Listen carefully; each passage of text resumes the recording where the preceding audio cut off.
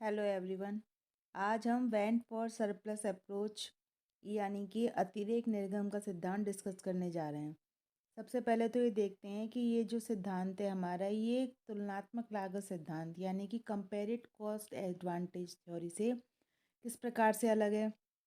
सबसे पहले तो जो हमारा कंपेरेटिव कॉस्ट एडवांटेज है वो ये मान के चलता है कि जो कोई भी देश है वहाँ पर जो हमारे उत्पादन के साधन हैं उनकी मात्रा फिक्स है, यानी कि दी हुई है और वो पूरी तरह से एम्प्लॉयड है। उसको वो सब काम पर लगे हुए हैं।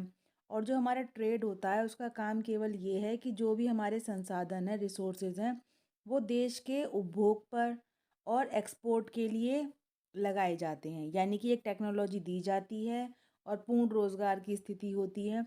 और एक्सपोर्ट केवल जब किया जाता है अगर हम हमारा जो कंजम्पशन है उसमें कमी कर लें, तभी हम एक्सपोर्ट कर सकते हैं। लेकिन जो हमारा ये वेंट फॉर सरप्लस थ्योरी है, इसमें ये माना जाता है कि हर एक इकोनॉमी में जो होती है वो सरप्लस प्रोडक्शन कैपेबिलिटी रहती है, यानी कि अतिरिक्त उत्पादन क्षमता रहती है। तो ट्रेड का काम क्या होता है कि जो भी संसाधन हमारे बचे हुए हैं, मतलब जिनको काम नहीं मिला है, उनको फिर से रीएलोकेट किया जाए और वो अधिक मांग वाले उद्योग जो होते हैं हमारे, यानी कि ज़्यादा डिमांड है, वहाँ पर उन्हें रीएलोकेट किया जाए। जिससे क्या होता है, निर्यात में वृद्धि होती है। ये वेंट फॉर सरप्लस थ्योरी जो है, जिसे अवेलेबिलिटी थ्योरी भी कहते हैं, ये थ्योरी उन्हीं थ्योरीज में से एक है जो ये जस्टिफाई करते हैं कि इंटरनेशनल ट्रेड होना चाहिए। और ये जो लेस डेवलप्ड इकोनॉमी होती हैं उनके लिए ज़्यादा रिलेवेंट होता है। वो ये बताते हैं कि कंपैरेटिव कॉस्ट थ्योरी जो होती है वो उन सब चीज़ों को अच्छी तरह से नहीं एक्सप्लेन कर पाती जो कि ये वेंट फॉर सरप्लस थ्योरी कर पाती है। ये थ्योरी सबसे पहले एडम स्मिथ ने दी। उन्होंने क्या बताया कि यदि कोई नेशन है वो ट्रेड नहीं करेगा तो उसके प्रोडक्ट की जो है डोमेस्टिक मार्केट में फुल डिमांड नहीं होती, क्योंकि वो तो अल्प विकसित देश है। तो उसका जो मांग का बाजार है वो इतना बड़ा नहीं होता कि जितना भी प्रोडक्ट उसने बनाया है वो सारा प्रोडक्ट वहाँ पर उसका इस्तेमाल हो जाए। तो इसीलिए उसके पास कुछ ना कुछ सरप्लस रहता है। और इकोनॉमी इससे ज़्यादा प्रोड्यूस नहीं कर सकती, क्योंकि उसकी जब डिमांड ही नहीं है तो वो प्रोड्यूस करके क्या करेगी। तो इससे उनका जो प्रोडक्शन पॉसिबिलिटी फ्रंटियर है वो इनवर्ट चला जाता है, वो अंदर की ओर पुश हो जाता है। इसी सरप्लस के लिए ज़रूरी होता है कि कंट्री जो है वो अंतर्राष्ट्रीय व्यापार करे, यानी कि इंटरनेशनल ट्रेड करे। अब देखिए, जैसे हम डायग्राम देखते हैं, ये किसी भी एक देश का है। तो इनका जो ये ए बी है ये इनका पीपीसी है, ठीक है। और इनकी डिमांड केवल यहाँ तक है। ये जो एक्स्ट्रा दिखाई दे रहा है रेड वाला, ये इनका सरप्लस है, क्योंकि इसके लिए यहाँ पे मार्केट ही नहीं है। इतनी ही डिमांड है इनकी और ये इनका बचा रहता है। तो इस सरप्लस के लिए ही इनको इंटरनेशनल ट्रेड करना पड़ेगा, क्योंकि डिमांड कम है तो उसके लिए मार्केट चाहिए। और अगर वो सरप्लस के लिए ट्रेड करते हैं तो इस सरप्लस का एक्सपोर्ट करेंगे, तो इसके बदले में जो इम्पोर्ट आएगा, इससे क्या होगा, इनका ओवरऑल कंजम्पशन लेवल बढ़ जाएगा, जिससे इनकी डिमांड बढ़ेगी। ठीक है। 1950-60 में कंपैरेटिव कॉस्ट एडवांटेज को क्रिटिसाइज किया गया और ये कहा गया कि ये लेस डेवलप्ड इकोनॉमी की समस्याएं हल नहीं कर पाती हैं, क्योंकि वहाँ पे मार्केट लिमिटेड रहता है। जितने भी सोर्स होते हैं उनके पास, वो सब फुल एम्प्लॉयड नहीं होते। देखिए, एडम स्मिथ ने तो कहा भी था कि it is the availability of labour that determine the total value that a nation can produce. यानी कि ये लेबर की अवे उपलब्धता ही होती है जो ये निश्चित कर पाती है कि कोई भी नेशन क्या प्रोड्यूस कर सकता है। जो हमारे क्लासिकल थे वो लेबर को बहुत ही इम्पोर्टेंट मानते थे, क्योंकि उनके हिसाब से कोई भी वैल्यू क्यों इम्पोर्टेंट है, इसलिए इम्पोर्टेंट है क्योंकि उसमें लेबर लगा हुआ है। और स्मिथ जो थे, एडम स्मिथ हमारे, वो डिवीज़न ऑफ लेबर को इम्पोर्टेंट मानते थे। वो कहते थे कि productivity of labour will be enhanced through division of labour, but division of labour is repeated by the extent of labour. मतलब क्या कहते थे कि कोई भी लेबर है तो उसकी हम जो उसकी प्रोडक्टिविटी को कैसे बढ़ा सकते हैं, उसका डिवीज़न करके, उसका अलग अलग जगह उसको एम्प्लॉय करके। लेकिन जो हमारा डिवीज़न और लेबर है वो भी रिपीट किया जाता है कि कितनी मात्रा में लेबर लगा हुआ है। क्योंकि हम जानते हैं जो हमारे एलडीसीज होते हैं वहाँ पर रिसोर्स जो हैं वो अनएम्प्लॉयड रह जाते हैं, अंडर यूटिलाइज्ड रह जाते हैं। तो रिसोर्स की अवेलेबिलिटी बढ़ाने के लिए ही नए नए या तो डेवलपमेंट किए जाएं या फिर उन्हें एम्प्लॉय किया जाए।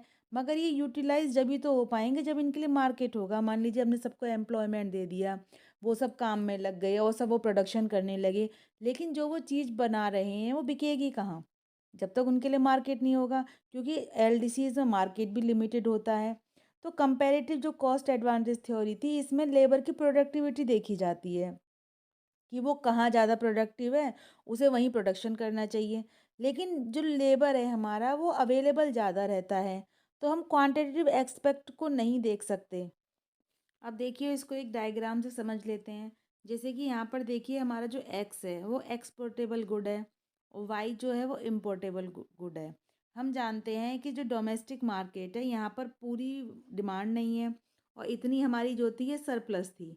तो इस सरप्लस को हम क्या कर सकते हैं, अगर इंटरनेशनल ट्रेड हो जाए तो जो ये हमारा ईजी है, ये जो हमारा ईजी है, ये सरप्लस है, इसको हम इसके द्वारा एक्सचेंज कर सकते हैं इसको।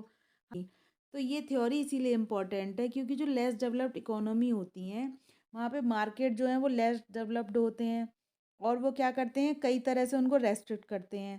प्रोडक्शन कम होता है और प्रॉफिट कम होता है, तो इसीलिए क्या होता है कि कम इन्वेस्टमेंट भी होता है।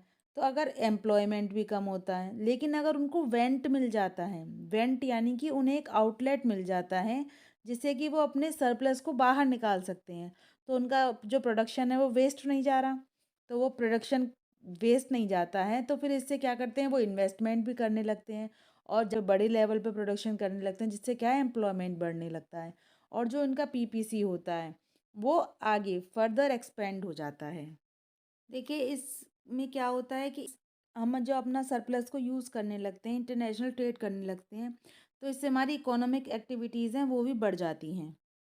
देखिए, जो हमारा कंपैरेटिव कॉस्ट एडवांटेज है, इसमें देशों के बीच जो है क्वालिटेटिव डिफरेंस को लिया गया है, जबकि देशों के बीच क्वांटिटेटिव डिफरेंस ज़्यादा इंपॉर्टेंट होते हैं। एक देश किस वस्तु का प्रोडक्शन करता है, एक्सपोर्ट करता है, ये फैक्टर एंडाउमेंट यानी कि कितने फैक्टर उसके पास हैं, इस पर निर्भर करता है। देखिए, ये थ्योरी हमारी ये भी बताती है कि जो हमारी पॉपुलेशन है उस एक आर्थिक विकास पर कैसा प्रभाव पड़ता है। प्रोफेसर मिंट क्या बताते हैं कि पॉपुलेशन के प्रेशर के कारण ही डेवलपिंग कंट्री में क्या होता है, जो नेचुरल रिसोर्सेज होते हैं वो बजाय एक्सपोर्ट करने के लिए उन वस्तुओं को बनाने लगते हैं जो डेली यूजेस की चीज़ें हैं या जीवन निर्वाह वाली वस्तुएं, उनको उद्योग उनके उद्योगों की तरफ चले जाते हैं, जिससे कि निर्यात करने की क्षमता घट जाती है। देखिए, जो हमारा कंपैरेटिव कॉस्ट एडवांटेज है, इसके रिजल्ट और इसकी एजम्पशन में कॉन्ट्रडिक्शन है। जैसे कि कंपैरेटिव है, वो उसका बेस है कि स्पेशलाइजेशन होना चाहिए, यानी कि जो देश जिस वस्तु को अच्छा बना रहा है उसी में स्पेशलाइजेशन करे। लेकिन अगर स्पेशलाइजेशन हो जाएगा तो देश के जो अंदर जो साधन है वो मोबाइल कैसे रहेंगे, क्योंकि इन्होंने ये भी तो माना है कि देश के अंदर जो साधन है वो कंप्लीट मोबाइल होते हैं, यानी एक जगह से दूसरी जगह जा सकते हैं। क्योंकि कब मोबाइल होंगे, जब वो स्पेशलाइजेशन कर रहे हैं तो वो एक ही जगह लगे रहेंगे ना, और जबकि वो मोबाइल मानते हैं, तो इस प्रकार इनमें कॉन्ट्रडिक्शन पाया जाता है। कंपैरेटिव कॉस्ट एडवांटेज में क्या है, जो इनकी मान्यताएं हैं वो अनरियलिस्टिक हैं, क्योंकि इनमें टेक्निक और फैक्टर जो हैं वो फिक्स्ड मानी जाती हैं। जबकि अगर ये फिक्स होते हैं तो इनकी इससे फिर विकासशील देश जो होते हैं वो एक्सपोर्ट नहीं कर सकते, ना ही वो प्रोडक्शन कर सकते, उनकी जो प्रोडक्टिविटी है वो भी नहीं बढ़ सकती, क्योंकि जब फिक्स है तो फिर उसमें वृद्धि कहाँ से होगी। जो एलडीसीज होते हैं, यहाँ पे हमारे पास सरप्लस रहता है और ये सरप्लस कैसे बनता है, पॉपुलेशन की वजह, टेक्निक की वजह से, टेस्ट की वजह से, और जो हमारे रिसोर्सेज हैं वो उनके रैंडम कॉम्बिनेशन होते हैं, फिक्स नहीं होते, रैंडम होते हैं। तो एडम स्मिथ ने तो क्या कहा है कि जो सरप्लस का कारण है वो देशी बाजार जो यानी डोमेस्टिक मार्केट है वो लिमिटेड है और एलडीसीज में विनियोग के अवसर बहुत कम होते हैं, ट्रांसपोर्ट अच्छा नहीं होता। इसीलिए क्या कहते हैं कि जो ये सरप्लस है हमारा, ये किस वजह से है कि बहुत ज़्यादा लैंड होती है, लेबर भी बहुत ज़्यादा है, तो इससे क्या है, डिस्गाइज्ड अनएम्प्लॉयमेंट भी होती है। तो इंटरनेशनल ट्रेड का कार्य क्या है कि जो जो हमारी अदृश्य बेरोजगारी है, इसको भी वो कम करना चाहिए। तो अब हम क्या कह सकते हैं कि जो वेंट फॉर सरप्लस है ये एलडीसीज के अनुकूल है, लेकिन जो कंपैरेटिव है वो हमारी जो हमारी डेवलप्ड कंट्री हैं उनके फेवर में ज़्यादा बातें करती हैं। लेकिन ओवरऑल ये कह सकते हैं कि दोनों ही जो थ्योरी हैं ये फ्री ट्रेड को मानती हैं और इनकी अनअप्रोप्रिएट एजम्पशंस पर बेस हैं। तो इसीलिए क्योंकि हम जानते हैं एलडीसीज के लिए फ्री ट्रेड जो है हार्मफुल है, क्योंकि कई प्रकार की रेस्ट्रिक्शंस आती हैं, कई प्रकार की रुकावटें आती हैं। और ये क्या होता है फिर, ये रुकावटें कहाँ हैं, ये गुड्स मार्केट और फैक्टर मार्केट दोनों में ही देखने को मिलती हैं। जैसे कि क्या होता है कि जो हमारे इंडस्ट्रियल एरिया होते हैं वहाँ पर जो वेजेस हैं वो ज़्यादा होती हैं, बजाय जो हमारे कृषि क्षेत्र हैं या निर्माण उद्योग हैं वहाँ पे हमारी जो लेबर को वेजेस हैं वो कम मिलती हैं। इस प्रकार से ये हमारी वेंट फॉर सरप्लस थ्योरी थी। बस इनका इतना ही कहना था कि अगर हमें अपनी सरप्लस को यूज़ में लाना है तो हमें क्या करना होगा, हमें इंटरनेशनल ट्रेड करना होगा, जिससे कि हमारी सरप्लस को मार्केट मिलेगा। प्लस को एक्सपोर्ट करने से हमें उसके बदले में इंपोर्ट भी मिलेगा, जिससे हमारा कंजम्पशन लेवल मिलेगा। Thanks for watching.